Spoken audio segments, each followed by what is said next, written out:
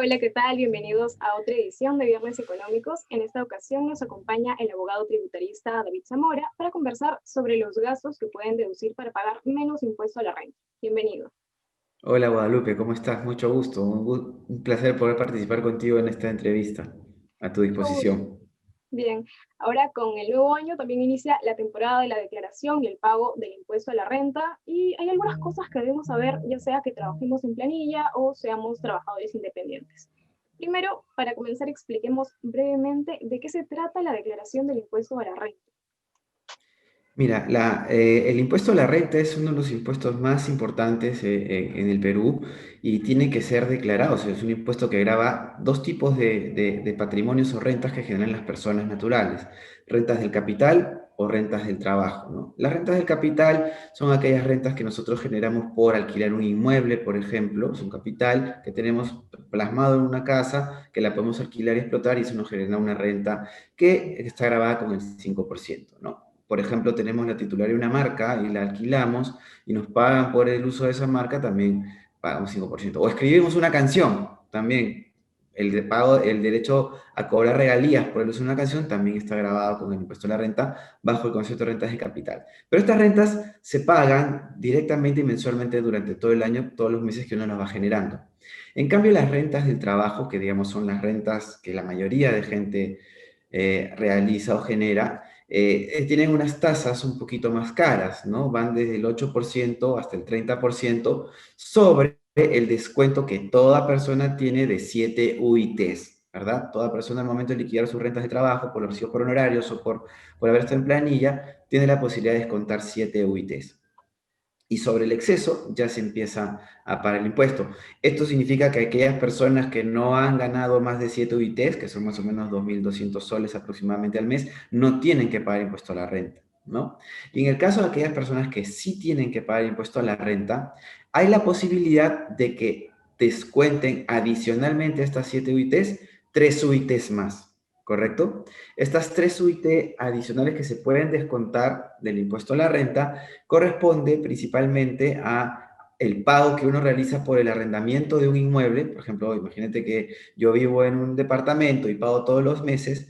El 30% de mis alquileres lo puedo considerar como gasto deducible de mi impuesto a la renta hasta el tope de 3 UITs. Este También año van, sí, perdón. Ahora este año se han establecido algunos cambios en cuanto a la reducción del impuesto, la deducción con gastos por restaurantes, hoteles, y también ha habido cambios por el cambio del valor Servicios. de la UIT. Sí, a ver, tengamos en cuenta que lo que estamos conversando ahorita es para el año 2020, ¿correcto? Si bien es cierto, han introducido algunas modificaciones para el 2000, o sea, recientemente se aplican para la declaración del 2021, que se hace en el 2022, ahora lo Claro, comentamos. 20 años. Pero para el 2020, que es lo que nos toca presentar ahora en marzo, no hay prórroga hasta ahorita. Dios no quiera nos encierren de nuevo, pero no hay prórroga. O sea, tenemos que cumplir con presentar la declaración en los primeros meses en la quincena de marzo, a partir de la quincena de marzo. Podemos descontar esto que te comento, ¿no? Alquileres, también podemos descontar hasta el 30% de los recibos de honorarios que nos emiten profesionales, ¿correcto? Imagínate, necesito contratar un abogado, un contador, un psicólogo, un médico. El 30% de los recibos de honorarios que me cobran estas personas también lo puedo considerar dentro de mi tope máximo de 3 UITs.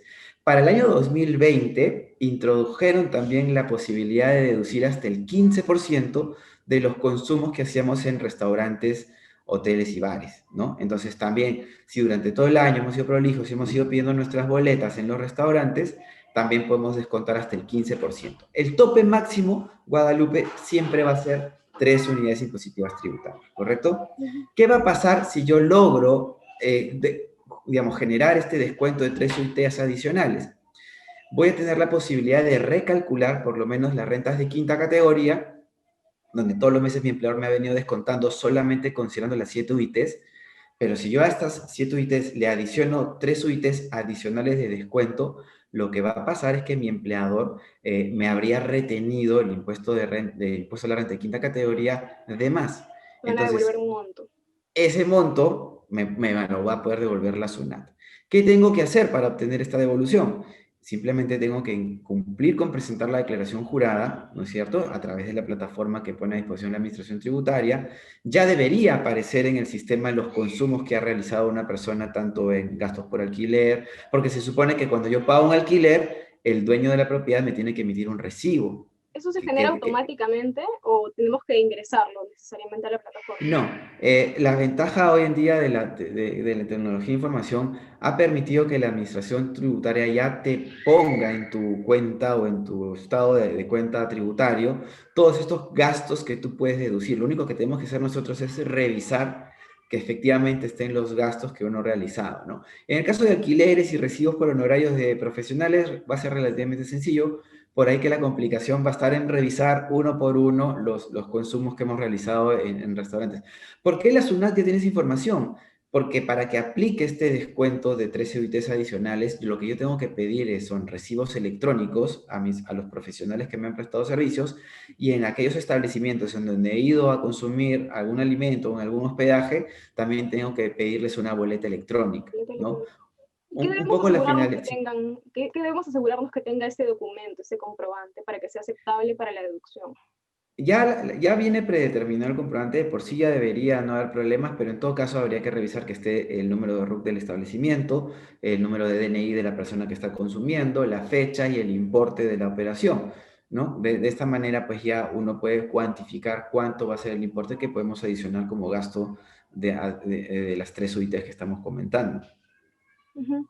Ahora, comentábamos también sobre el incremento del valor de la UIT. Hay un grupo de trabajadores que no está obligado a pagar este impuesto a la renta. ¿Quiénes son exactamente? Sí, acordémonos que ha cambiado la OIT, pero también este cambio de la OIT es a partir del 2021, ¿correcto? Esto va a significar que el tramo, la OIT ha subido a 4.400 soles. Entonces, ¿esto qué va a pasar? Que el descuento de 7 UITs y el descuento de 3 UITs adicionales vaya a ser mayor en comparación con el año pasado, o con el 2020. Entonces, eso significa que hay más trabajadores que de repente que ganaban un poquito más versus lo que ganaban los de los minutos, que también van a no pagar el impuesto a la renta porque van a estar dentro de las 7 UITs. Vamos a decirlo así, el tramo inafecto de 7 UITs se ha incrementado un poquito para el 2021. Ujú. ¿Hasta cuánto es posible, me decía, para dejarlo bien claro, hasta cuánto es posible deducir del pago del impuesto a la renta, teniendo en cuenta el UIT del año pasado, 4.300? Ah, ya, si multiplicamos 4.300 por 7 UITs, nos dan algo de 34.000 o 36.000 soles. Si le adicionamos las 3 UITs adicionales, ¿no?, que por 4.300, entonces ya tenemos más o menos unos 40.000 soles que vamos a poder deducir del impuesto a la renta de las personas naturales. Bien, también quisiera consultarle sobre otro tema de la SUNAT que ha causado bastante alarma esta semana, sobre la información financiera que va a tener la SUNAT de las cuentas con 10.000 soles o más, que va a ser tanto para personas naturales como para empresas. Hay bastante debate sobre si esta medida es constitucional o no. No vamos a ahondar en ese momento sobre el tema, pero lo cierto es que ya está vigente desde el 1 de enero. ¿Qué hay que tener en cuenta si efectivamente tenemos 10.000 soles o más en nuestras cuentas ahorrados con mucho esfuerzo por nuestro trabajo, pero no hemos realizado ninguna de estas declaraciones a la SUNAT?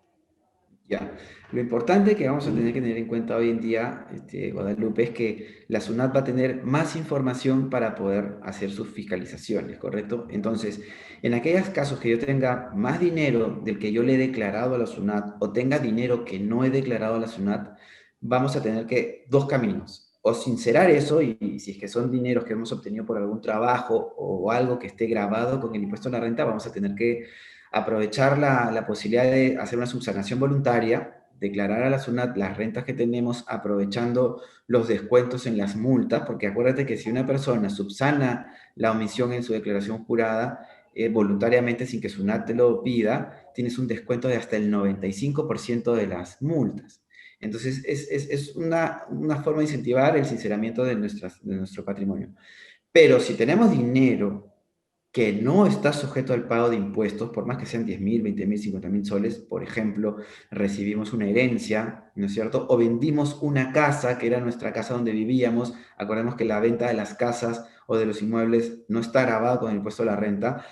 Vamos a tener que documentar y guardar toda la documentación que acredite la naturaleza de la operación y que acredite que esta operación no estaba obligada al pago de impuestos. Porque si no contamos con la información, SUNAT va a presumir que lo que yo tengo es producto de una actividad grabada con el impuesto y nos va a exigir el impuesto a la renta más las multas por no haber presentado la declaración jurada. Entonces es súper importante ser más ordenados en los documentos que guardamos y de la información que sustenta, ¿no? Por ejemplo, el otro día unos amigos me hicieron una consulta muy cotidiana, ¿no? Oye, yo tengo con mis amigos, 5 amigos, nos hemos organizado para hacer una junta todos los meses. Cada uno pone 1.000 soles a un fondo, ¿no es cierto? Y a cabo del quinto mes, a cada uno se le llega lo que se ha guardado. Entonces, en este ejemplo, era una persona la que iba a guardar la plata. Entonces, seguramente esta persona todos los meses va a tener más dinero que los que declara porque se ha organizado con sus amigos para hacer esta famosa... Entonces, lo que va a suceder es que va a tener más dinero, va a tener que explicarle a la SUNAT que ese dinero no es suyo, ¿no? La persona que está guardando ese dinero, sino es de otras personas y que se han organizado para hacer este mecanismo de ahorro, vamos a decirlo privado, que no genera ninguna obligación tributaria, pero tiene una explicación. Entonces habrá que guardar los correos de coordinación, etcétera, etcétera, ¿no? Hay casos en los que tampoco hay tanta documentación, como por ejemplo cuando le prestas a un familiar y te devuelve con intereses.